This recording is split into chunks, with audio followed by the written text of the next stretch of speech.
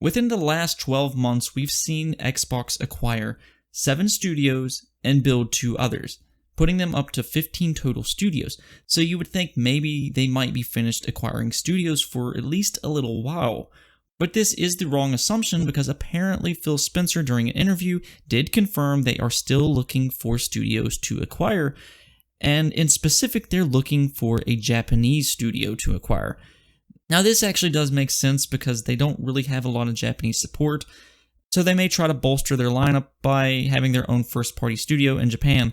Now we actually do know that they have an internal team over in Japan that can recruit Asian, or I think it actually might be in Korea. I'm not really for sure where it's at, but they can recruit Asian developers over in that region. Now with that said, what developer could they actually acquire in Japan? Now I think that the first developers that are really going to pop into people's heads are developers like From Software, which makes Sekiro, they make Dark Souls.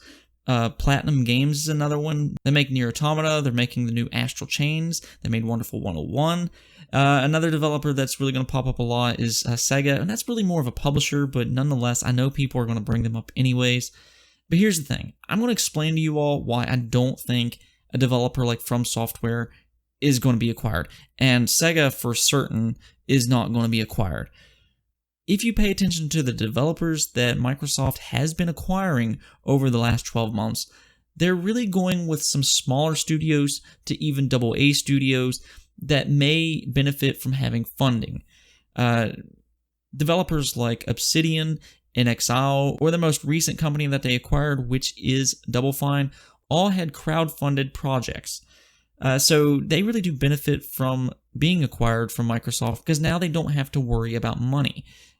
So a developer like From Software, I can't imagine they would be acquired because they have been very successful over the last decade with games like Bloodborne, Dark Souls, Sekiro, and their new game, Elden Ring. I can't imagine that wouldn't be another huge success for them as well. So I can't see From Software being acquired. Now, Platinum Games, I could see that one a little bit more because they're really a developer that's more up for hire from pretty much anybody by this point. And they have worked with Microsoft in the past on Scalebound. And I know people are going to say, well, that game did get shelved. But here's the thing. Obsidian also was developing a game with Microsoft at one point in time. And that also got canceled. And now you see Obsidian and Microsoft working together once again. And we've already seen Kamiya, the director of Scalebound, and sorry if I botched his name, but we've already seen him stand up for Microsoft. It really seems like there was some issues within Platinum Games, so it wasn't like it was just Microsoft's fault for canceling Scalebound. There was some problems within Platinum that caused that game to get canceled. With that said, I still find it very doubtful that Platinum Games will be acquired, but I'm not going to rule that one out completely. Now, as for publishers, I can't imagine any publisher being acquired, so go ahead and rule out Square Enix, go ahead and rule out Sega, as well as Capcom and Namco Bandai. Let's focus on some more realistic ones, and I'm going to focus on 2 in specific in this video. And the first one I'm going to focus on is NIS, which makes the Disgaea franchise. Now, Disgaea is actually a pretty fun franchise. I actually enjoy them myself. Disgaea 4, 5, and even the first Disgaea game is all really solid games. But the reason I think that they are actually a possibility is because they do have some financial issues going on, or at least as far as I'm aware. So NIS would be one developer I think that they could go after. I think that it fits within Microsoft's strategy. It's a very niche series, and I think that it would fit well into Game Pass.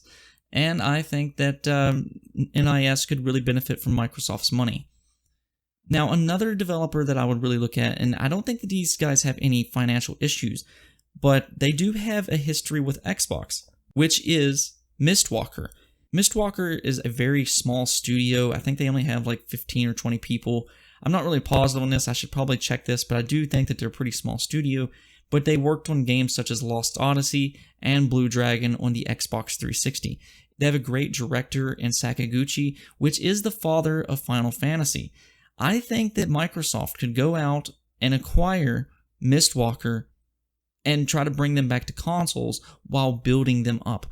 Maybe they could get them 60, 80 developers or even more, just continue to build them up year after year, and make them into a premier Japanese studio. I mean, I think a lot of people has really wanted a Lost Odyssey 2 for years and years. And I think that Lost Odyssey could be very similar to what Final Fantasy is today.